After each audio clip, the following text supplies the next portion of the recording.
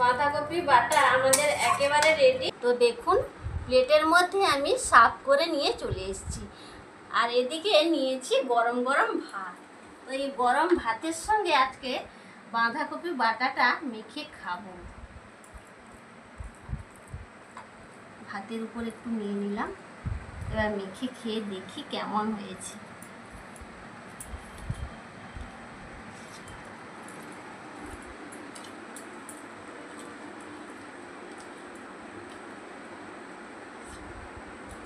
যা লাগছে বন্ধুরা, মাছ মাংসের প্রয়োজন পড়বে না এই বাঁধাকপির বাটা যদি থাকে।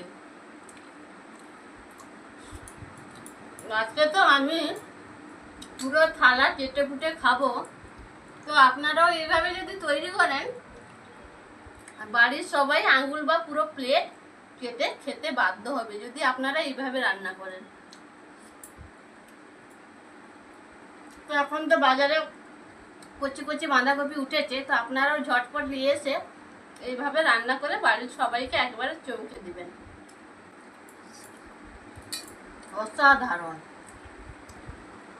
তো বন্ধুরা, আজকের এই রেসিপিটা আপনাদের কেমন লাগলো সেটা আমাকে কমেন্ট বক্সে কমেন্ট করে জানাবেন।